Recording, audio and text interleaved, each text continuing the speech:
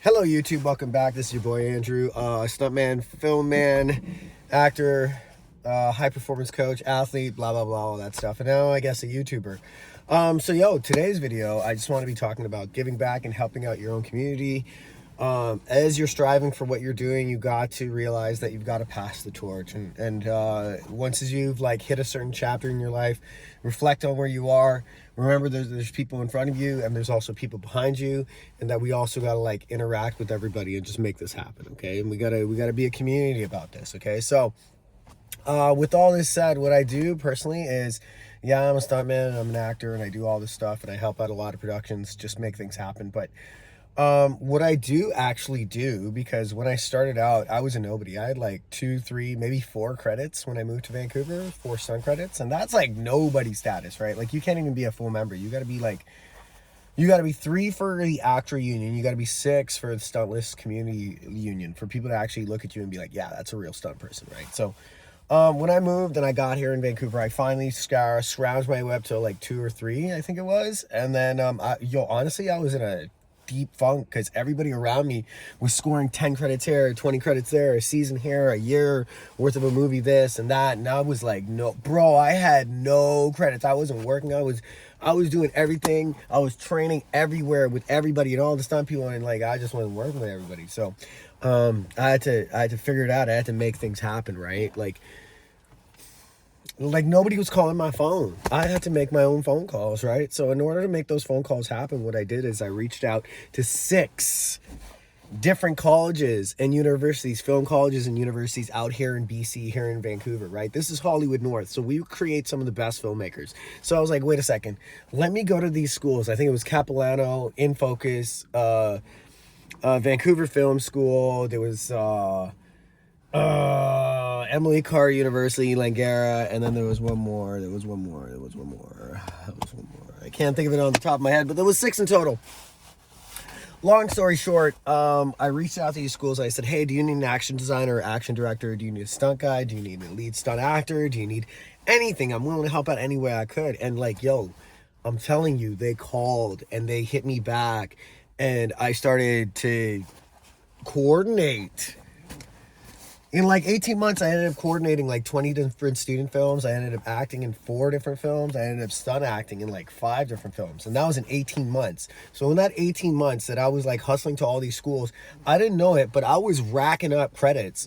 I made 24 credits. I earned 24 credits in 18 months.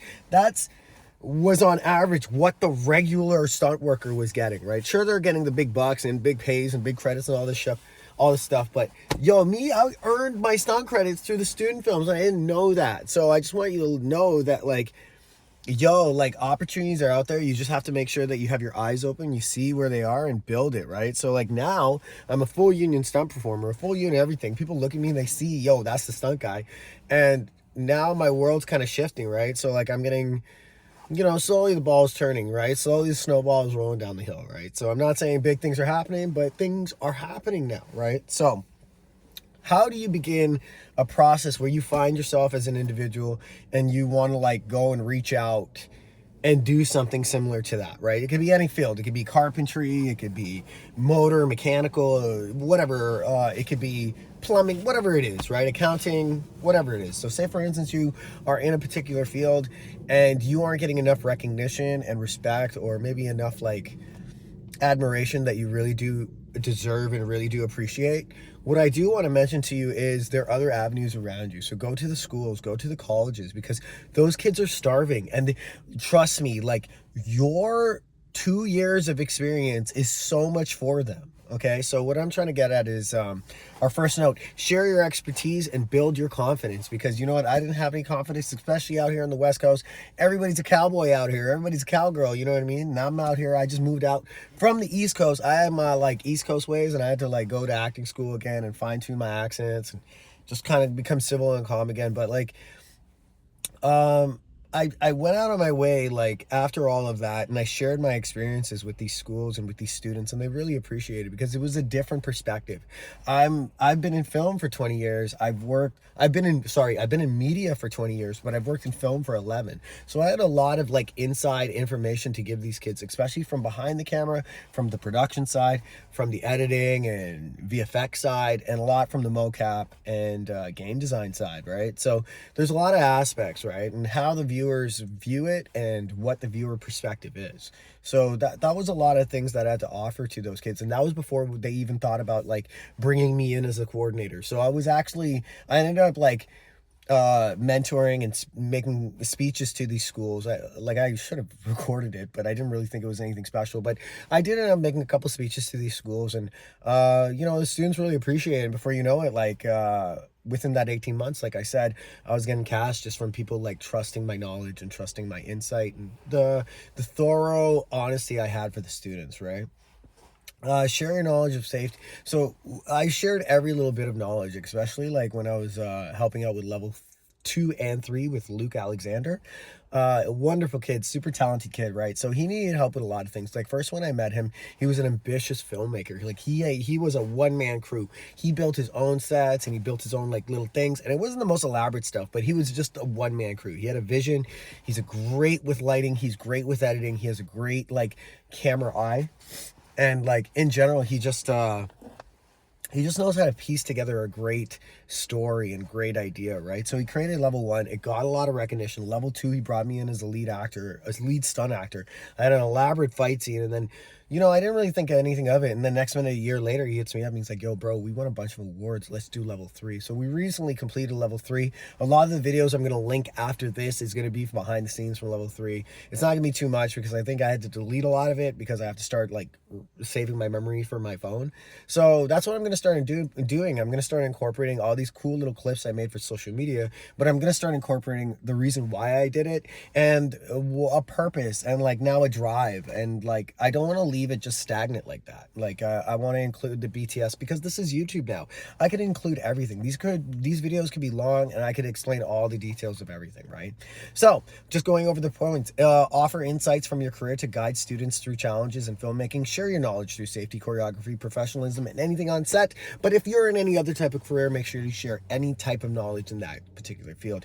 Encourage creativity by affirming their ideas and just teaching practical techniques and executing them well and properly, right? Flash is trash without great execution. So make sure your execution is always great. Okay, so let's move on to point number 2, which is provide hands-on collaboration. So this is the thing. I didn't just tell the kids what I wanted them to do. I didn't just say, hey, you got to fix this and this frame rate and this and that, and you got this shutter speed and blah, blah, blah, and this lighting effect, and you got to make sure that this part of the story, but no, I didn't do that. If anything, I trusted the students' talent. That's the one thing I went up to them. I say, yo, man, I trust each and every one of you. The only thing I'm here to do is just make sure, A, the stunts are safe, make sure the stunts are done properly, and if you do have stunts, I got to make sure that the stunts are not actual stunts, but they're action beats because you guys are in a college regulated system or a university regulated system or a private institutional regulated system. So your insurance policies are completely different from an actual major production, low budget, or indie type of like contractual setup, right? So that's something that we had to go through and I had to talk to the kids about, right? So, hey man, you want to do a stunt? Okay, nobody's hitting the ground. Okay, you guys could react, you guys could do a little bit of fighting, but you know what I mean? Like, you got to use laser guns. You can't, like, we ain't doing no spy stuff. We're not doing no John Wick stuff. No. This is college university, right? So we do horror stuff. That's cool. It's kind of weird that we'll do horror stuff and they'll show like a slasher cut a person's head off and blood gush everywhere, but they wouldn't show somebody get shot. Anyway. But yeah, what I ended up doing with Luke's project is I went out and I got very hands-on with the second level by being the stunt actor, and then the third level I came in as stunt actor, but also assistant coordinator and assistant production. So I came and I kind of organized who the stunt performers were going to be because we didn't want any repeat characters. I brought in my good friend Ben. He was in one of my previous videos when we were doing the airsoft runs. I brought him in as our stunt coordinator because he's a junior stunt coordinator in the union guys. So if he comes in, it looks good for all of us. And then we could just carry on without any kind of hiccups or any kind of like disruptions from like wandering eyes or like prying ears. You know what I mean? Like people are just very nosy, and people just want to like get involved in things that they have no understanding for, especially when they don't understand the paperwork and policies that we went through to make these procedures and productions get to camera or get to action or get to set.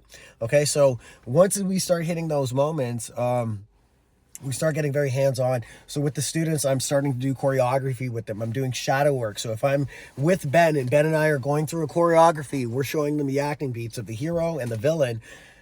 The lead actor is going to be shadowing one of us, and the villain's going to be shadowing the other one of us. And literally, we create 36 beats, so 36 times that we or whatever, or duck, or whatever. It's a 36 count, and then we just teach that actor in beats of either 4 or 8, and then we make it to that point. Okay, so that's usually how the action works. And then if we're doing any kind of hard falls, we just bring in the union stunt guys, mask them up or shoot them from behind. Bam, quick, in and out, done. You know what I mean? No questions, no problems. Okay, so that's usually how we try to handle that. When we are showing up to set, we usually show up with our like stunt gear and some mats. But in your particular situation, you already know what to show up with. You've got your handy bag, you've got your toolkit, you've got your whatever it is. All of us professionals in our field, especially if we've been doing it from 2 to 5 years, we already have some sort of kit or setup, right? It's not the best, but it's something, and it shows that we care and that we take what we do very seriously. Okay, so for now, it may not be the most color coordinated thing, or it may not be the most like well stitched thing, but you know what? It's better than nothing, right? So just remember, always, get in there. Hands-on collaboration is always the best. And that's how people learn the best. You know what I mean? Like in situations like these, I could actually look at the students and be like, hey, okay, so now in the event of an injury, this is the proper evacuation procedure for cast and crew, and only medical staff comes in and blah, blah, blah, blah. Like, you know what I mean? Like I could really start breaking it down and building this universe of multiple place scenarios for these students, right? And, it's really cool that the union like saw that I was making these efforts and collaborations with these students, and they started giving me these credits, and thank you so much for that. Okay, so just going over that real quick. Actively participate in their projects, whether through acting, stunt coordination, or behind the scenes coaching. The direct involvement allows students to learn by example and creates a high quality finished product so they could showcase. And that's the end of the day. You want these kids to create the best products because they have to showcase this to the world. They have to show this case to their potential productions, to potential people that will invest in them, investors, all that stuff, potential A-list actors that might be interested or maybe not interested in their production, but when they show, their history of work, then you realize like the production is great. Okay. So, or is worth investing in time and like money wise, right? Okay, your presence as a professional adds credibility and motivates them to strive for excellence, right? And at the end of the day, there was a great wrestler by the name of Bret Hart. He said, I am the excellence of execution, right? I am the best there is, the best there was, and the best there ever will be, right? And that's a mentality that I've always had as a kid, and I've really driven with, right? So now I really want to share that momentum and that mentality with the future. Sorry, I got to be a little gross real quick. It's just cold right now. Yeah, sorry about that. All right, so that's something that I really wanted to instill and enforce and like really push into the newer staff, into the newer future of our kids, because our students are important. They're the vision of our future, and also their imaginations are way more vast because of the overload of information they had. When we were kids, our imagination was only limited to broadcast cable and then the beginning of the internet. Like YouTube wasn't a big thing. Things weren't really popping that time. So it wasn't until like the 2010s, that's when you really saw kids' imaginations really pull and go into a whole different evolution of human creation, right?